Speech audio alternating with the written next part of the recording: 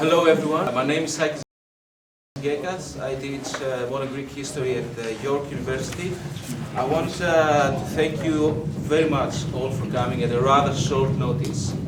It's a great pleasure, and I want to thank Leo Panitch as well, especially for coming here and preparing a talk for us about the recent political developments in Greece. I also want to thank especially the Public Institute Research Group for hosting us, and as I said, especially all of you who are here this evening.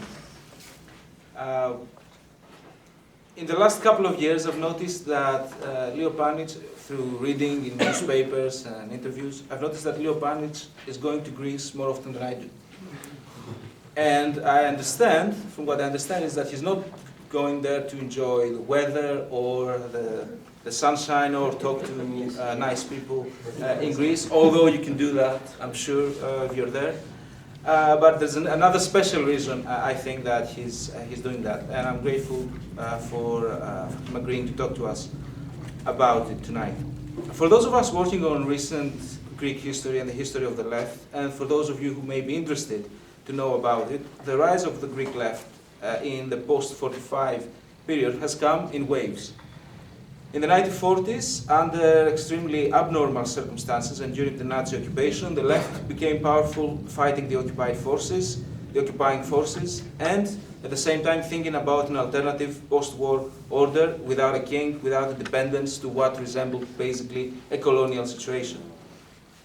The tragic end of all this, with the Civil War, meant that it was only in 1958 that a party called United Democratic Left became the main opposition in the 1958 elections. Elections back then, however, although not in abnormal circumstances as in the 1940s, were not exactly free and fair, as the 1961 elections showed, when a center union party in the leadership of Georgios Papandreou took over and won over the left as the more credible force to take on the powers of the right and the extreme right-wing establishment, including the palace and the army. Then the dictatorship came, 47 years ago today, actually, and the left moved underground once again. It was only in 1974, with the end of the dictatorship, that the left surged first and gradually became a hegemonic power, despite its numerous factions and shades. One of them, in the newly radicalized form of PASOK, under Andreas Papandreou, swept into power and took over in 1981. Transforming many people's hopes for a socialist trajectory into a huge disappointment. And it's actually quite telling that the party that we're going to talk about today is called Coalition of the Radical Left, as opposed to what is considered in North America that PASOK was left. And I think it reads well also in English. And now, as most of us know, with PASOK in power, the party very quickly became the state. And the networks of clientelism and favoritism developed to sustain the government in power. Therefore, the rise of a different left, in the recent wave, let's say, of the rise in the left, that of Syriza in 2012, although it has existed for a while and in various forms, sets a question and the issue, the rationale, if you like, for today's talk. Given that in polls, as well as in the previous 2012 elections and the results, Syriza demonstrated a dynamic for coming first and therefore having the opportunity to form a government for the first time in Greek history, the question becomes, what are the challenges and what is the significance of this eventuality for Europe and not just only for Greece? The opportunity to discuss all this, therefore, is the coming May 25th European Parliament elections, in which Alexis Tsipras, the leader of Syriza, is also leading the European Left Party. Expected, if we believe the polls, always careful with them of course, expected to come third in the elections and increase its seats in the European Parliament. Now, for the first time, European Union citizens will elect parties that will then elect the president for the European Commission, one of the three founding institutions of the European Union. Therefore, the importance of these elections lies not only in the upgraded, in its political and decision-making importance, parliament, but also in the opportunity for Greek and European left to put an end to the politics of austerity that have turned a fiscal and debt crisis into the worst recession in recent history, with devastating consequences for people in Greece, increasingly elsewhere in the European South, but soon enough, probably also in the European North, with Germany having no less where about 15% of the population lives under the poverty line. So without any more delay, I want to pass on to Professor Panitch, and thank you also once again. Thank you very much. I feel I very much need to, despite what Saki said, establish my credentials, my bona fides, to be speaking about Greek politics when I'm introduced by the chair in modern Greek history from York University, and when I see a number of people in the room who follow Greek politics much more closely than I possibly could in the language itself. I do hope I don't make too many grotesque errors as I attempt to tell you about my impressions of what's going on there. I suppose, as Saki said, my main bona fides for being able to speak about Greece is that for 35 years I've been going there very frequently. Not only for the weather, but because when I first went there in 1979, I felt that I should have been born in that country. There was something about the way people argued, the extreme politicization of the polis still, the culture, it made me feel like that's where I belong. At the time, I was heavily engaged in doing research through the crisis of the 1970s on the attempts that were being made inside the socialist and labor parties of Western Europe, and the attempts that were just emerging from inside the communist parties to turn those parties once again, or to attempt to, and of course it failed, to turn them into agencies of socialist change.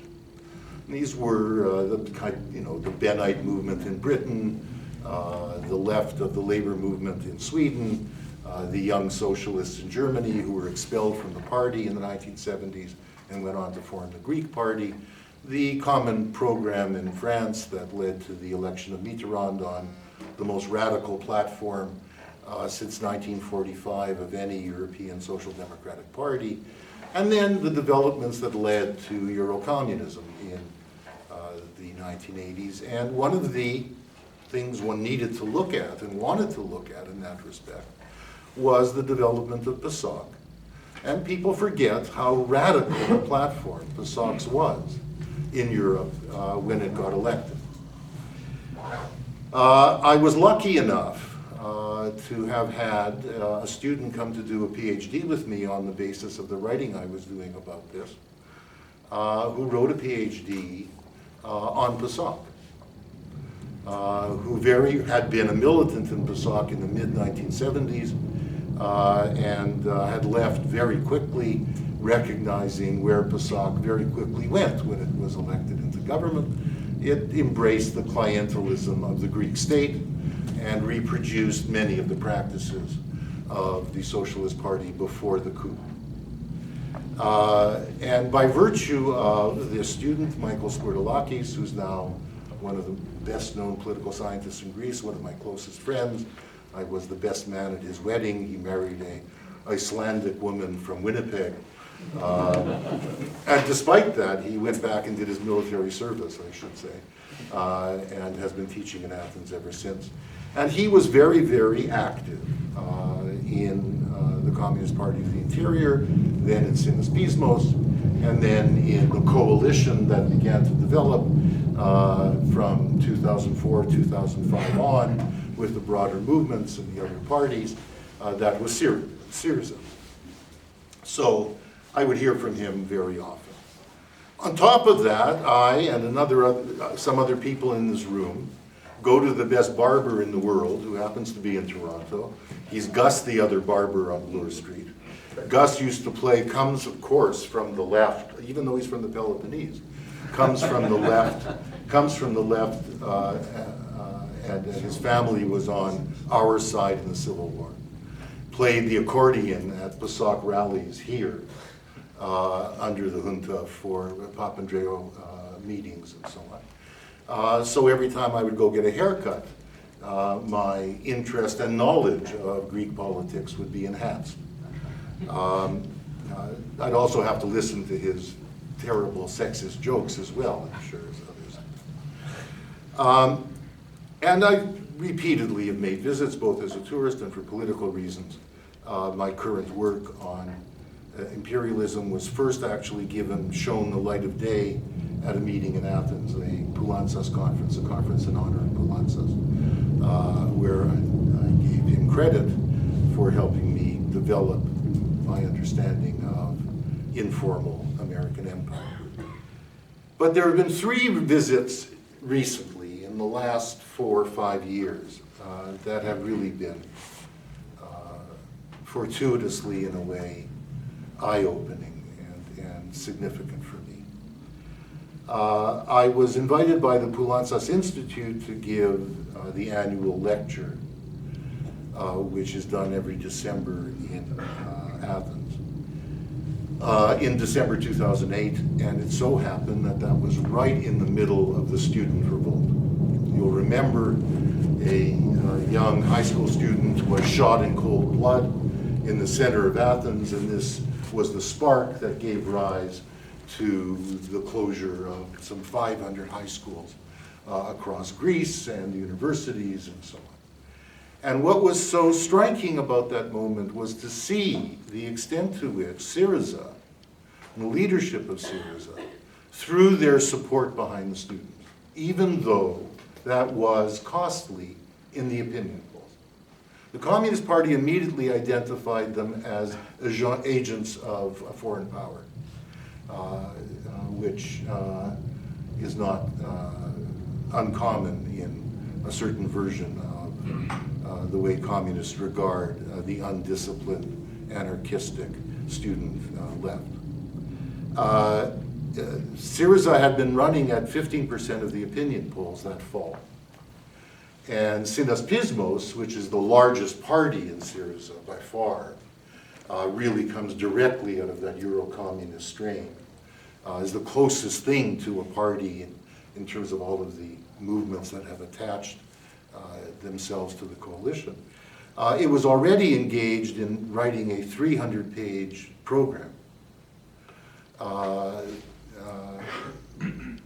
which was making it very clear that Syriza was very intent on presenting itself as interested and capable of forming a government, even then.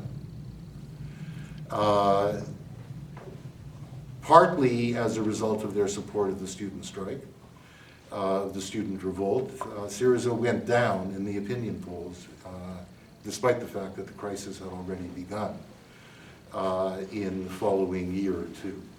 The program was completed, a very impressive piece of work, and as the Euro crisis intensified, as Greece in particular became the whipping boy of international banks, as the greatest austerity was visited on Greece, and as PASOK, as well as the New Democracy governments, collaborated with the Troika, the European Central Bank, and Brussels and the IMF in introducing austerity in order to attempt to reestablish the confidence of the bond markets, and imposed the austerity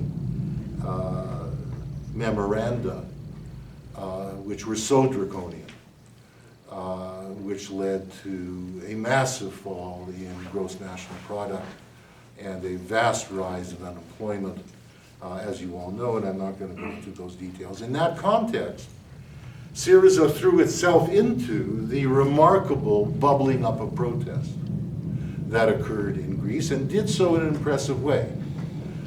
Did so in a way that was less instrumental than socialist revolutionary parties usually do. did so in a way that made it seem, and I think it was the case, that it was genuinely part of the movement rather than simply trying to grab onto the protests in order to recruit politically. And as you well know, in March 2012, the leader of Syriza, who had emerged out of a lot of unfortunate bickering amongst the leadership that was a factor in its decline in the polls after 2008, he, to the surprise of almost the rest of the leadership of Syriza, came out and said, it's my intention to form a government. This is not just a matter of being a movement. This is not just a matter of protest. Given what is happening, a war is taking place in our country. We are experiencing something equivalent to the devastation of a war, and we feel it's our responsibility with whoever would join us to form a government that would stop the bleeding. And it had a remarkable effect on public opinion. So much so that in the elections of May 2012, Syriza, as PASOK collapsed completely, Syriza came very close to being the first party in the first round of the elections. Now, I had had an invitation from a revolutionary socialist party outside of Syriza called Antarcia to come to their annual summer festival that June, long before any of this happened. So there, it was also lucky. And I came to that festival, and to Antarcia's dismay, I spent most of my time with my friends in Syriza. And managed to do, some of you may have read, a long interview with Aristides Baltas, the famous University of Athens philosopher, who is a central person on the Syriza program committee, was one of the key authors of the Synaspismos program 3 years before, and published that interview in the Socialist Register the following year. Now again, very fortuitously, this March, out of the blue, I suddenly got an invitation to come to a conference, a workshop really, in Athens 2 weeks later, called The Left in Government, What, Why, and How.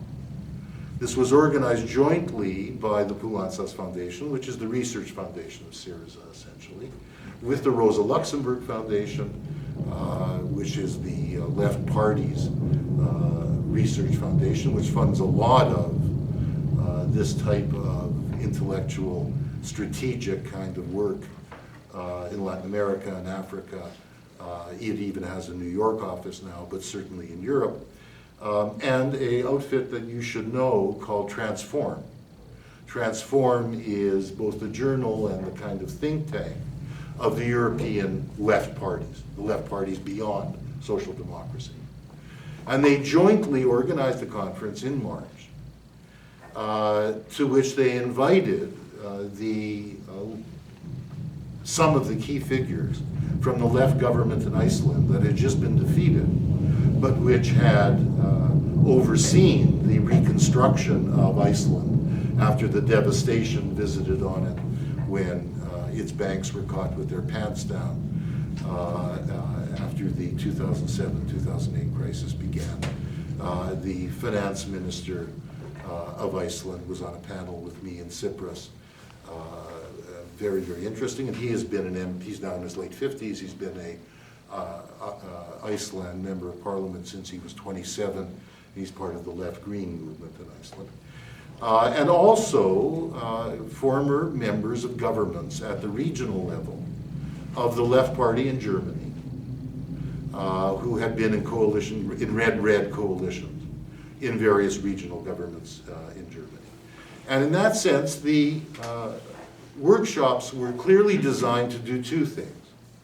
To attempt to show in Greece that Syriza had allies elsewhere in Europe who would support it in terms of what it was proposing should it get elected, but also to attempt to learn from what the room for maneuver might be, even if they do, as is likely, have to form a coalition government with other parties in order to enter the state. Okay. This last meeting, I was also on a panel with the man who's likely to be Finance Minister, Dragasakis, and it's very clear that this last meeting was organized with an eye to the European election. Last year, Tsipras was selected as the effective leader of the European left parties who are in the European Parliament. Effectively, he gets selected as their candidate for the presidency of the European Commission. But in any of the debates that are now going on across Europe, including the televised debates amongst the different types of parties, the center-left, center-right, the far-right, the independents, and the European left parties, the radical left parties, Tsipras is the spokesman. This gives a certain legitimacy to Tsipras in Europe, but it also allows Syriza to attempt to formulate and organize the strategic direction of the European parties. Very interesting and very important. Okay.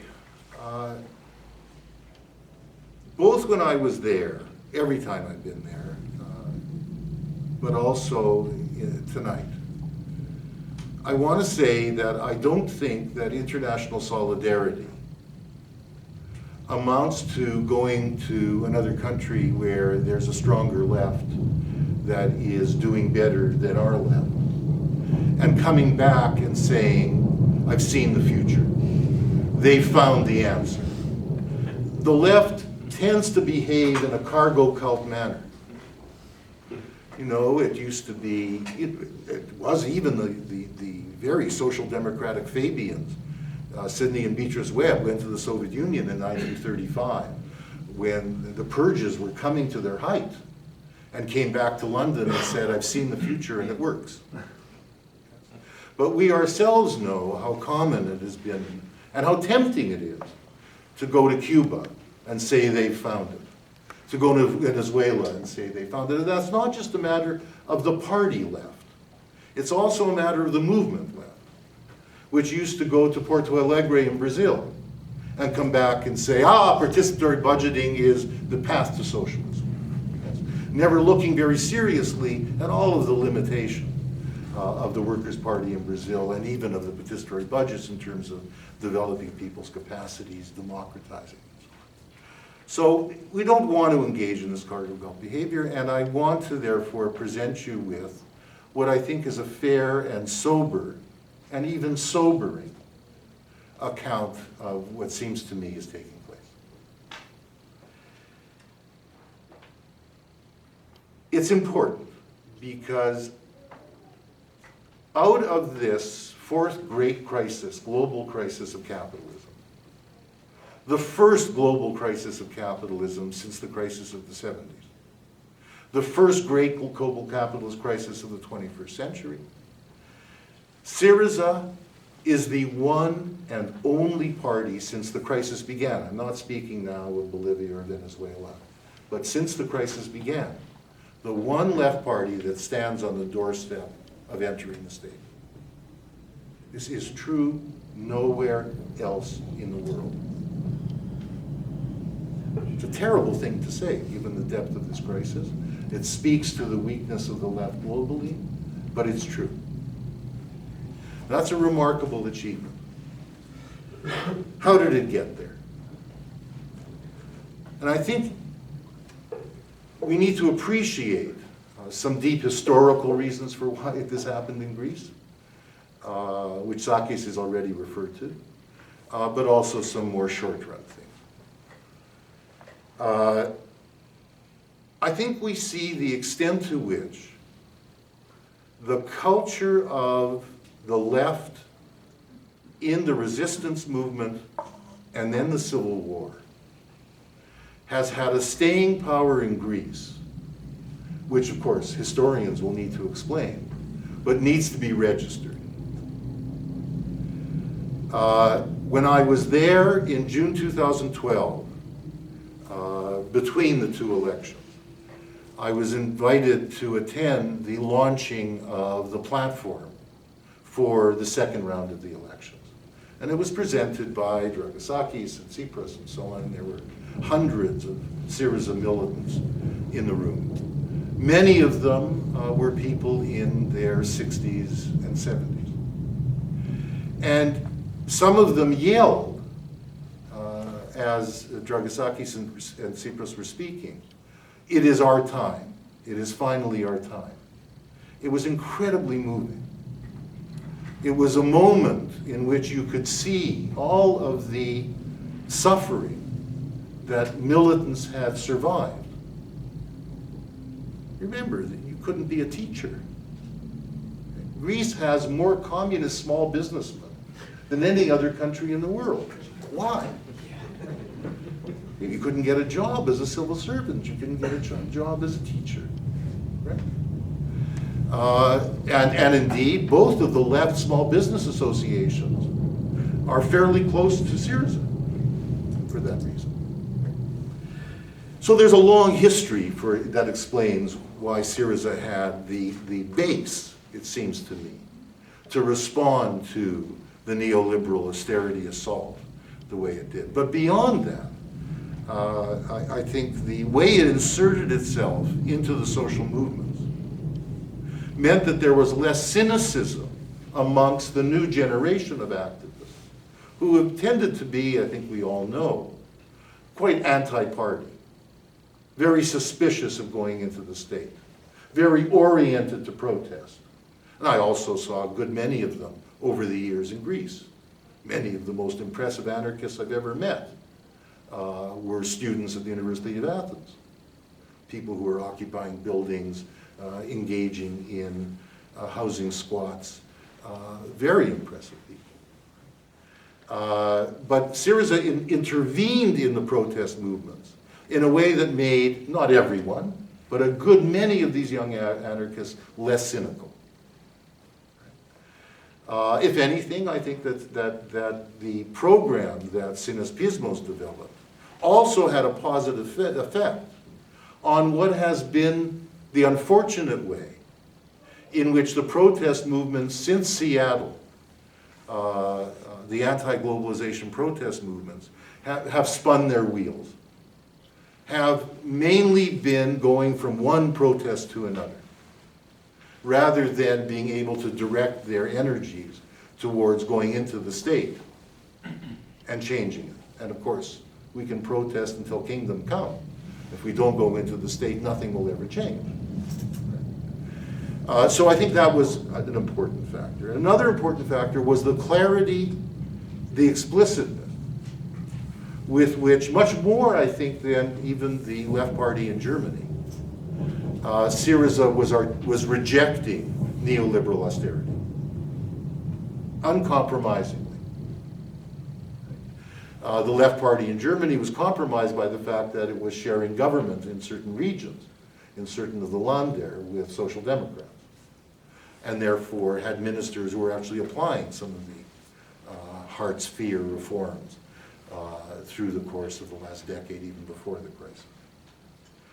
And then maybe most impressive, although I knew about this mainly from what Spurtalakis was passing for me, was the way in which Syriza was not defensive about the Greek state. Was, if anything, in the forefront in articulating the corruption, the patriarchy, the clientelism that permeated the state. Right? So it wasn't just a matter of defending the Greek state against what Europe was doing to it, what Merkel was doing to it. It was at the same time forefronting its own critique of the state, and had been doing this for 2 decades.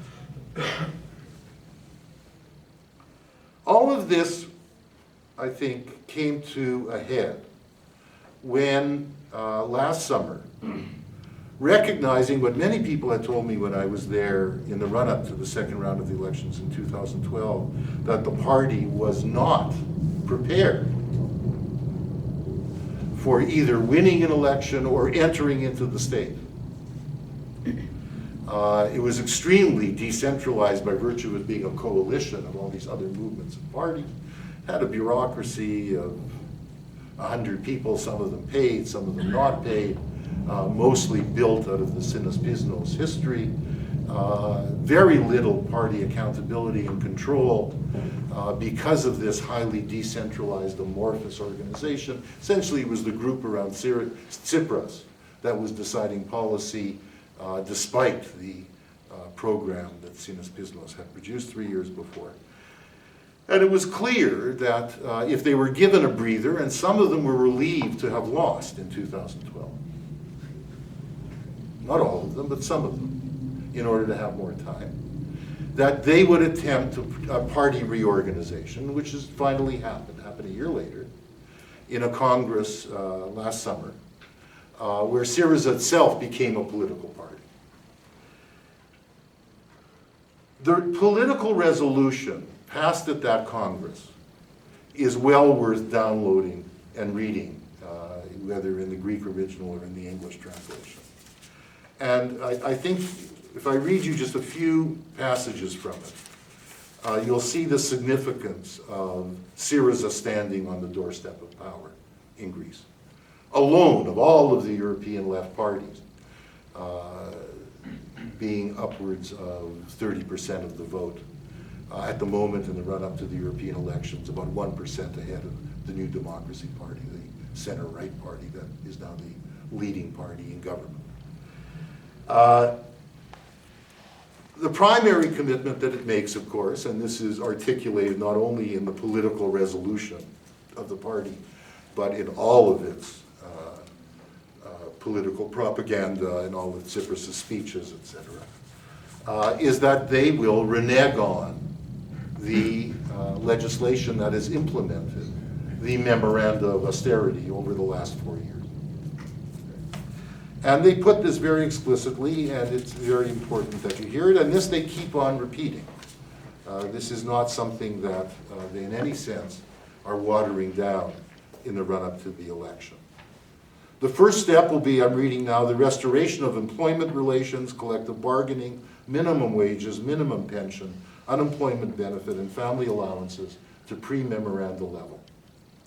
We will not recognize the government's anti-constitutional illegal actions that have recently led to the suspension of thousands of public servants and the abolition of important public services. I must say, when I was there just in March, there was another mass layoff of teachers.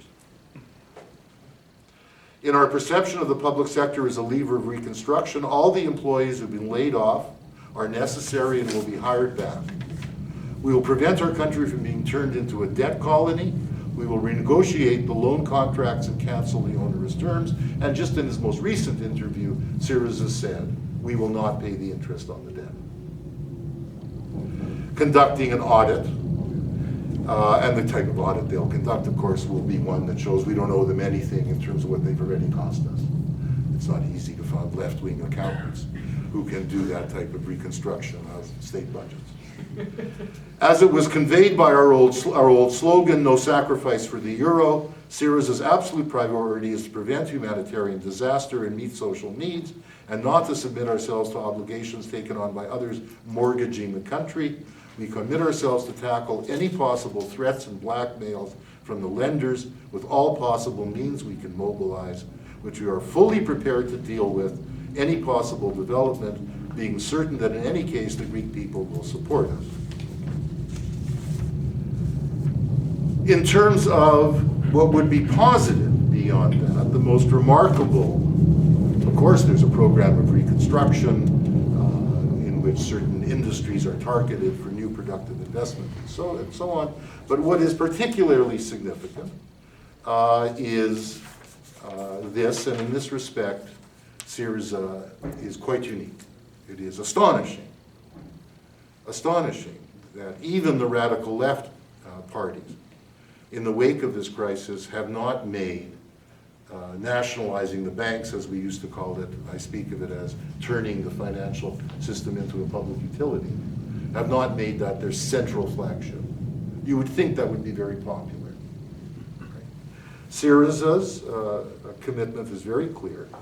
in its political resolution, we will set the banking system under public ownership and control through radical conversion of its functioning. So not just a matter of taking it over and then letting it run, the banks run the way they were, which is what Mitterrand did. Didn't change their function at all. Right? Through the radical conversion of their functioning and the aims it is serving today. Through the upgrading of the workers' and customers' role. We will found special purpose public banks focusing on agricultural credit, small and medium-sized business, and public housing. Then thirdly, and very importantly, is their commitment to the democratization of the state. We will radically change the way public services and local authorities operate, establishing democracy, decentralization, transparency, and meritocracy, regardless of ideology or political opinion. Relentlessly cracking down on corruption, vested interest, partisanship, and bribery. We will introduce the concept and practice of democratic planning and social control at all levels of central and local government. We will reassess the administrative structure on regional municipal levels and ensure that regions and municipalities will get the necessary funds to exercise their social role and contribute to the economy's growth. We will also establish permanent and stable employment relations with collective bargaining for public employees. Now, most significant, I think, and in a sense most unique, is the way the political resolution, it's a 20-page resolution. It's a bit like Castro's 5-hour speeches. You think of a resolution as being 50 words, not in the Greek case. And the resolution, the political resolution, its conclusion is this, and it's perhaps the most important and the most lyrical almost statement, literary, poetic statement in it. The state we are in today calls for something more than a programmatic framework, even something more than a complete program formed democratically and collectively. It calls for, get this, the creation and expression of the widest possible militant and catalytic political movement of multi-dimensional subversion. Well, you last heard a party speak this way. That will operate in a spirit of utmost solidarity, elation, and inspiration. A movement that will bring close together and mobilize hundreds of thousands of people. We're referring to a movement that will creatively unite all the people that flooded the squares and took enthusiastic part in small and large strikes in towns and villages, all of the people that are brutally afflicted by the crisis in their everyday life, all social actors, collectivities, and initiatives, all the social radicalism that emerges from every cell of the society. Only such a movement can lead to a government of the left, and only such a movement can safeguard the course of such a government. A government of the left has a specific expectation horizon. It carries out radical reforms, takes on development initiatives and other initiatives of a clear environmental and class orientation, opens up new potentials and opportunities for popular intervention, helps the creation of new forms of political expression and claims. However, it cannot realize the great changes this country urgently needs by itself. For a government of the left, a parliamentary majority, whatever its size, is not enough. It cannot proceed as if it was just a matter of delegation. So, the conception is you don't put us in order to pass resolutions, implement reforms. You put us into open space for new collective mobilization and organizing. Okay? Quite remarkable. Not unique, not new. The Benite movement in Britain that I wrote about was very much inspired by the same kind of thinking, but quite remarkable. Okay. All of that said, there are some burning questions about whether Syriza, as a party, and the movement behind it, is capable of actually doing this. That's the question. is it capable actually of doing this? Some more cynically would say, does it even want, does the leadership even want to do this?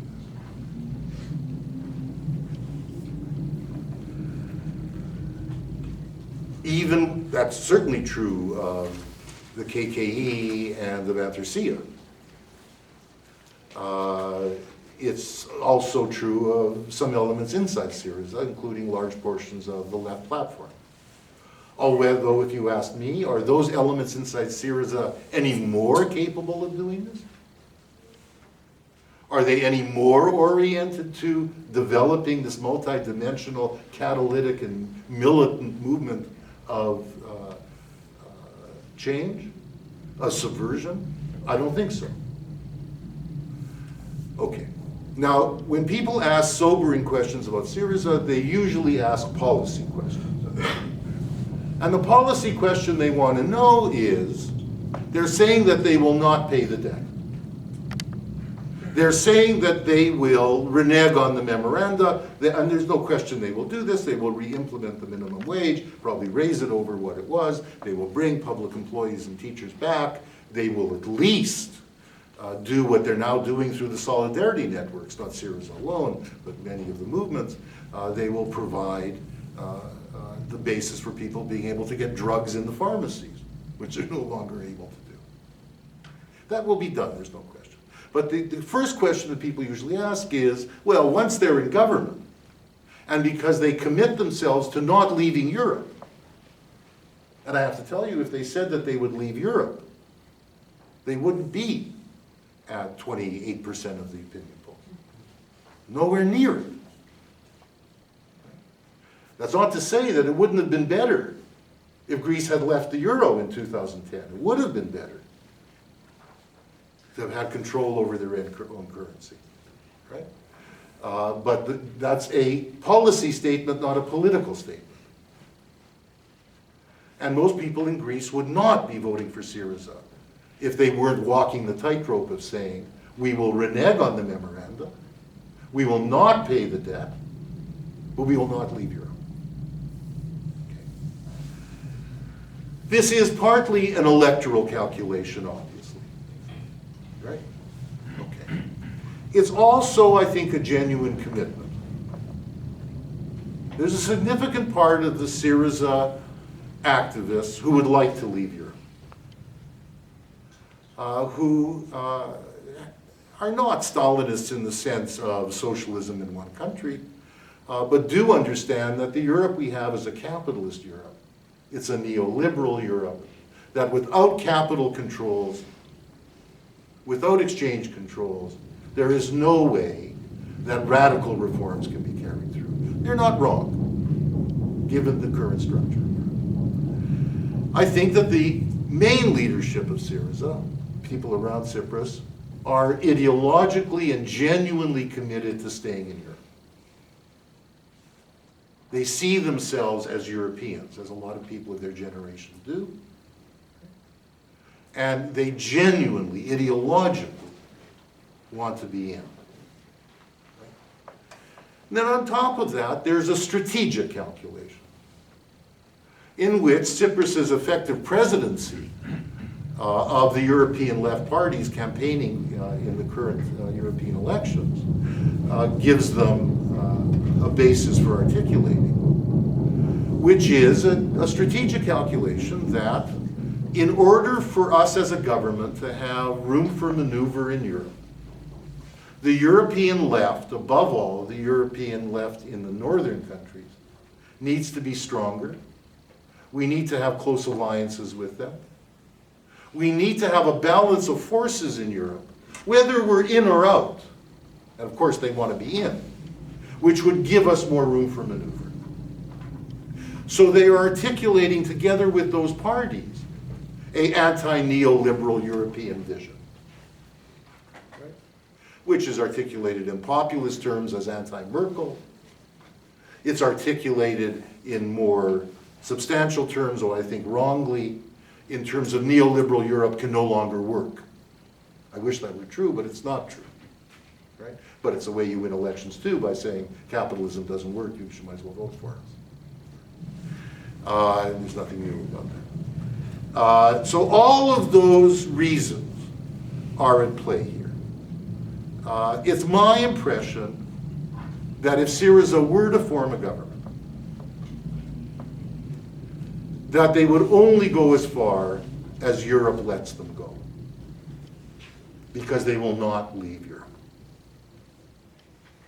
Okay, so at a policy level, I think that's sobering. That's not to say that they won't do many of the things associated with reneging on the memorandum. They will. They're not even that expensive.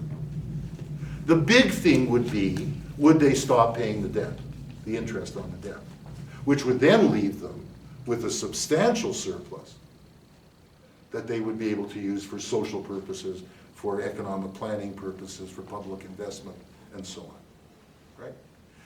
Now, it's not impossible, partly because the Americans are very, very fearful of any country leaving the euro and introducing capital control successfully, and the example that that would set. In the 1997-98 Asian crisis, only Malaysia introduced capital control, and they took them off after just over a year. What's been remarkable about all the structural adjustment that was visited on so much of the developing world before it was visited on Greece is how virtually none of these countries reintroduced capital control. It's a big thing to do because you're breaking yourself off from the financial bond markets, of course. It's my impression they'll only go as far as Europe lets them go. Now, even in the Financial Times, you could read last week on the opinion,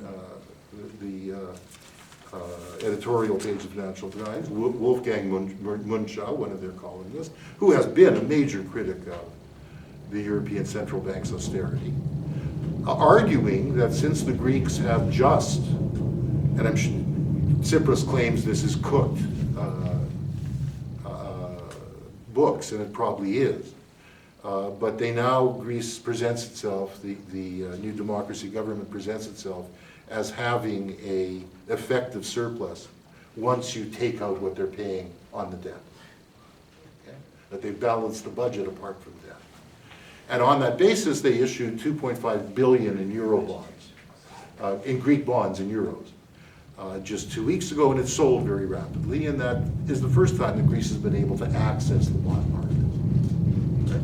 Tsipras claims that this is clearly cooking books, and Europe is not challenging it in order to be able to ensure that a new democracy government gets back in, and the financial markets take Greece back in as well. Whether that's the case or not, Munchau says this is the time for Greece to be defaulting on its debt.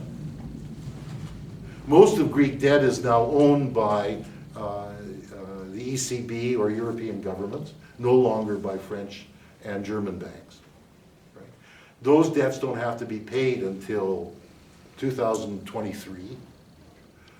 It wouldn't scare the bond markets all that much were they to renege on the debt. After a few years, he says, as happened in Argentina after 2001, the bond markets would come back. Right? So they ought to get out of the euro, renege on the debt, go back to the drachma, but of course, he's not a socialist. He says they should then introduce balanced budgets, flexible labor markets, all of the things that would establish them after reneging on the debt as acceptable to the international financial markets again. Okay. That's my impression. They will only go as far as Europe lets them go. But there's a much, much deeper question, which most of the left doesn't ask, and doesn't ask in Syriza. Doesn't even ask in Antarsya, and certainly doesn't ask in the KKE.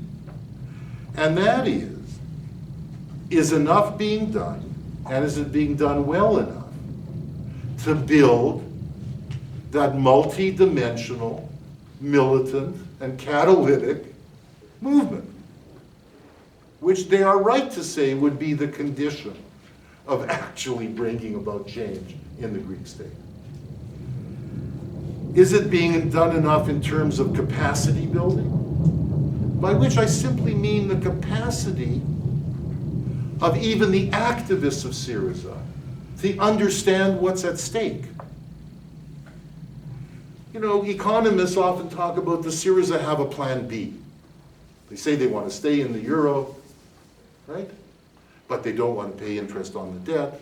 Say the Europeans don't let them. What's their plan B? Depending who you talk to, some of them say, yeah, there's 2 or 3 plan Bs. Others say, don't believe them. They don't know what they're going to do if that happens. They're not even thinking about it. It's hard to know. Right? But are even the activists in Syriza confident enough, educated enough, aware enough of what the substance of this plan A and plan B is? Or is this something they leave to the economists? That's the first step in capacity building, let alone trying to do it to the broader population. And insofar as they're afraid to admit there's a plan B, it means they're also denying their own activists the opportunity to think about what that would be. It's a catch-22 situation, but it's there. Secondly, is there a development of capacity building in terms of the cadre? Are they building cadre who are capable of being organizers and mobilizers?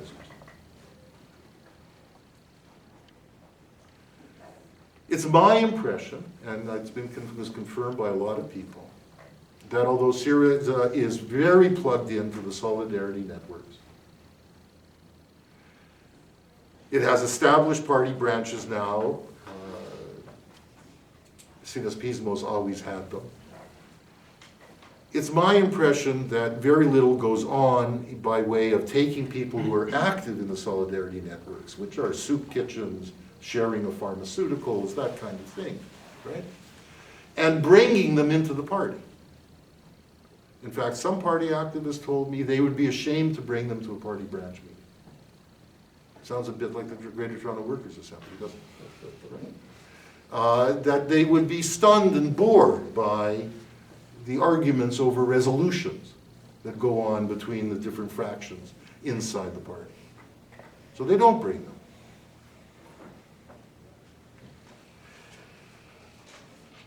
Is there cadre and capacity building in another sense? If they go into the state, it's estimated that they will have something like 10,000 positions to fill. Certainly in a clientelist state like Greece, this would be used in the most cynical manner. Right? Not only Greece, I'm not picking on Greece. What do you think the Democrats do after, or the Republicans do after every election when it's way more than 10,000? Right? Nevertheless, let's say they take their best people into the state.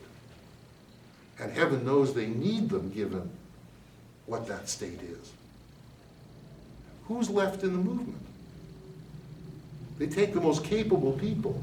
Who's left to do this movement building?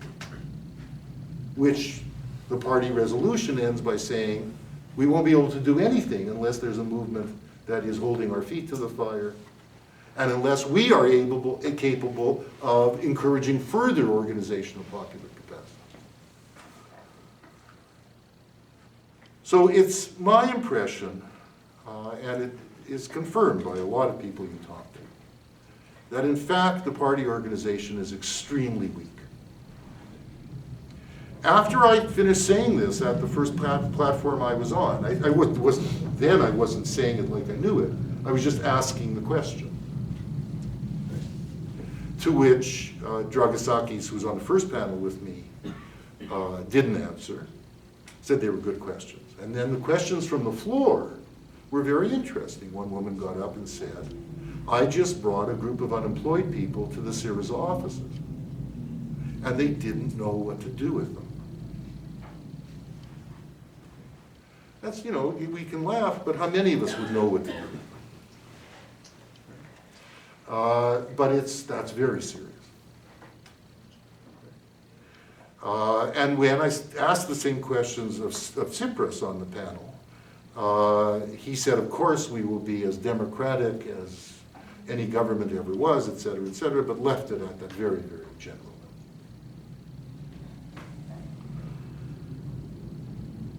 Now, when I say this, I don't just mean this of the leadership. There will be people inside Syriza who would use what I'm saying and say, you see, this is what's wrong with the Tsipras leadership. From everything I can see, the left platform is no more doing this than is the leadership, or capable of doing it. They're mainly interested in the policy debates. And even the youth wing of Syriza, which is very mobilized and very active, partly because they're in competition with the youth of Antarcia and the youth of the KKE, etc., who are also very active.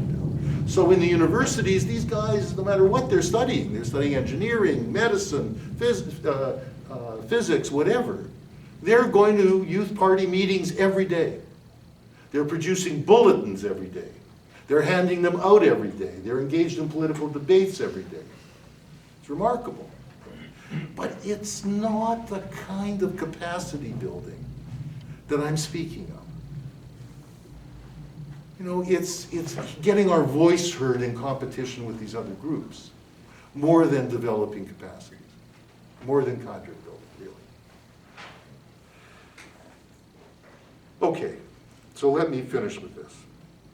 What is the current situation?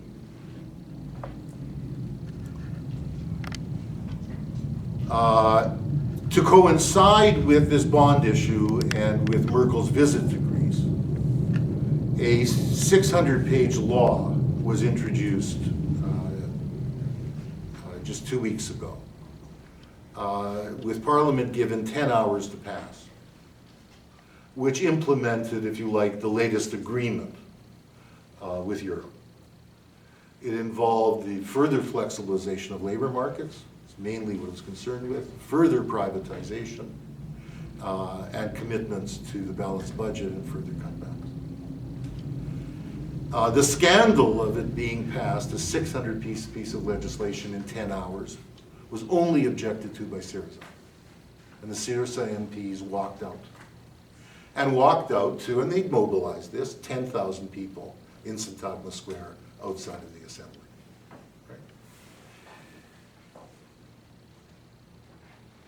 There was a general strike, as many of you will know, and an interesting one. It was a one day, as usual. You know, you keep hearing general strikes in Greece, and you think, God, the country never works.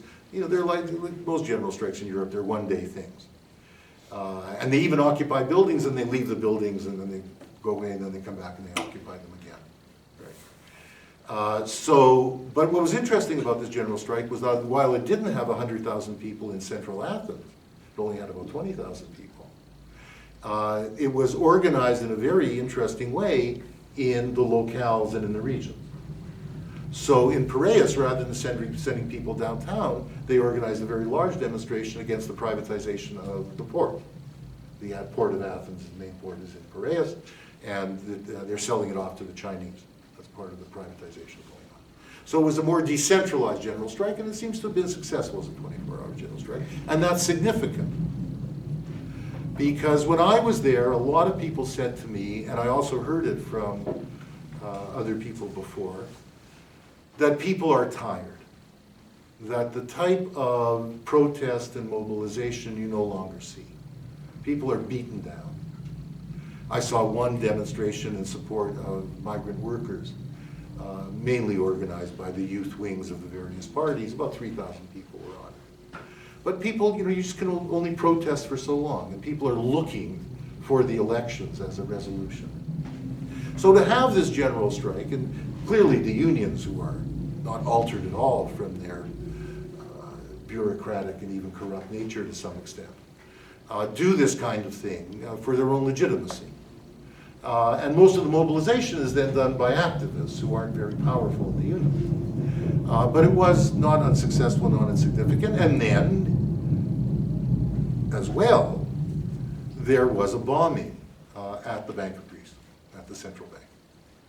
And this clearly was an anarchist action. Didn't do any damage to the Bank of Greece, hurt some small shops around it. But you can still see that's also part of the ferment that is still going on. On top of this, Samaras, New Democracy, was caught with his pants down through a video of one of Samaras's main advisors, in fact, the chief of his office, a video showing that he was engaged in a strategic conversation with one of the leaders of the fascist party of New Dawn. And this is very embarrassing for them, not only internally, although it hurts them in the polls, but it's embarrassing for them in terms of the European and American establishment. Now, what does that mean in terms of the upcoming election? Syriza is very marginally ahead in most of the polls, so much so that you can't speak of who's really ahead. But that's very remarkable. When you break down all of the votes, Syriza's got about 21%, New Democracy's got about 20%. If you look for parliamentary elections, for whenever the next election might be at the national level in Greece, New Democracy is very slightly ahead, also by about 1%. Okay. What's interesting is that local and regional elections, as mostly the case in Europe, is taking place at the same time, and they're taking place not only on the 25th of May, when the European elections are, but a week earlier, and then a runoff the following week. And a number of Syriza candidates, and Syriza doesn't tend to do all that well in regional and in local elections in the center of the country, are very visible. And one Syriza MP, a former student of Ernesto Laclau's, and Sakis tells me someone he went to school with at Essex University as well, Rina Duru, has resigned her seat. She's running to be governor of Attica. And it looks like she has a very good chance of winning. And if she does, that would be very significant in terms of making it look like Syriza might actually form a government. Someone I know, a young man in his mid-30s, a left-wing economist who I met through the Poulantzas Institute, Gabriel Salgaridis, is running for mayor of Athens. Very impressive guy. He won't win. But it's also a very impressive campaign. Now, what's interesting is the number of new parties have emerged, because there's a desperate attempt to fill the center now that PASOK is a vacuum. So a new party's emerged around a media figure. The party is called The River. And in the latest polls, it's got about 8% of the it's polling 8% of the vote.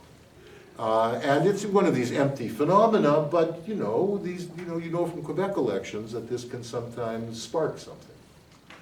But they're still under 10%. And at the European level, a group called Olive Tree, clearly patterning itself on the Italian parties, has been formed by about 150 personalities, academics, journalists, authors, etc., who are also polling not badly, well under 10%, but not badly in the European election. If Syriza gets on the second round at the local and regional levels at the European elections, on a turnout, a good turnout of 60%, if Syriza is the main party, and certainly if it gets 50% of the European members of Parliament, if half of its list wins, it's very likely that the legitimacy of the government will be dented to such an extent that there would be an election this year. If there's a poor turnout in which the government can say, look, most people are not mobilized to vote, and those who didn't vote will vote for us, etc. Only those who would support Syriza voted. And Syriza doesn't become the leading party. It's not impossible that this government could drag on for another 2 years. There has to be an election in 2 years. What are the consequences? What conclusions should we draw from all this? One, I think we shouldn't overestimate, and I haven't talked about it at all, and some of you probably wanted me to, the rise of the fascist right. It's significant, it's scary, it's appalling that in Greece, of all places, You should find open identification with Nazism and admiration for Hitler. In Greece, of all places, it's inconceivable. And sure, it's terrible, but we should not allow this to scare us. And certainly Syriza I hope, will not allow itself to be scared to such an extent, that it will force us or them into a popular front position. Because if we actually believe the fascist right, the extreme nationalist right, is about to come to power in a European state, the only responsible thing to do would be to enter into a popular front situation with everybody who is a bourgeois Democrat, right, against the fascists. We're not in that situation in Greece. Maybe in Hungary, but not in Greece. Right?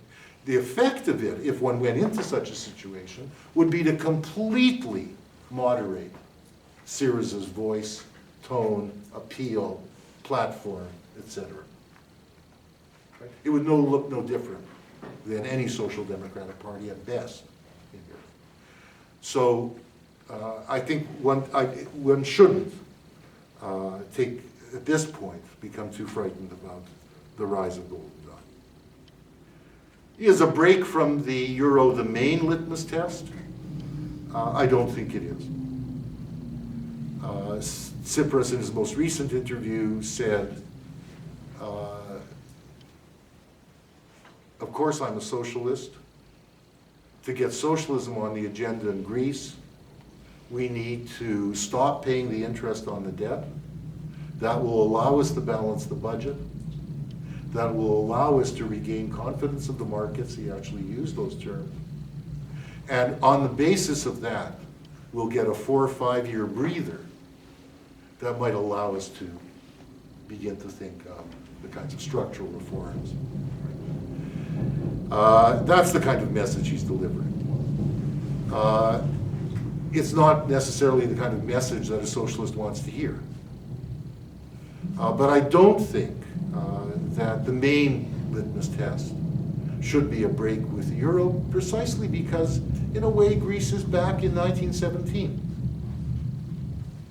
You know, it's the weakest link. And the tragedy that the Russian Revolution ushered in cannot be spoken of without the failure of the German Revolution. The assumption that the weakest link would lead to a break in Germany. Right? That didn't happen. Right? Well, Greece cannot expect, given the weakness of the Northern European left, let alone a revolution, even much support, even much creating of room for maneuver. So we can't be too critical, it seems to me, even if the best thing would be capital controls, a break with neoliberal Europe, etc. I also think that, you know, while it may be electorally wise to speak in terms of neoliberal Europe is finished, it's not. Tragically, it's not. The OECD issued its competitiveness report for Greece last year and identified no less than 555 problematic laws and regulations which got in the way of business competitiveness. And it issued no less than 329 provisional recommendations for making Greece more competitive. In very specific terms, I was told by someone very close to the Small Business Association, she actually did her thesis on why are so many Greek small businessmen, former communists, or still communists, that they've been already called into meetings where the European Union, and I'll just end with this, very much pushed by Germany, which isn't only talking about austerity, is prepared to put a lot of funds into labor retraining. They want to retrain mechanics. You know, in Greece, like in Cuba, you find these car mechanics everywhere. And they can fix anything. You know, you bring them a Rolls Royce, they can fix it with tape and wire. Well, they want to train these mechanics so that they become licensed mechanics. If they're licensed mechanics, they lose their license if they don't use the parts of the car that they're fixing. And this is designed to integrate Greece with especially the German auto industry.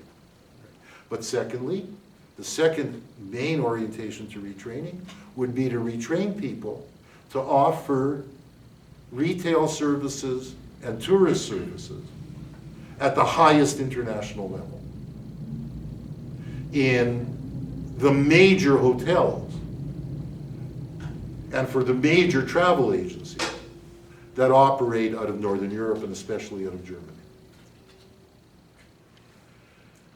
And the expectation is, were that to be done, and this is very much being planned, that since so much of Greek real estate is underwater, people can't afford to pay the taxes that they now are finally being expected to pay on their flats in Athens, on their houses in Athens. Now what happens is you get your property tax bill with your electricity bill. And if you don't pay your electricity, you don't pay that tax, you lose the electricity.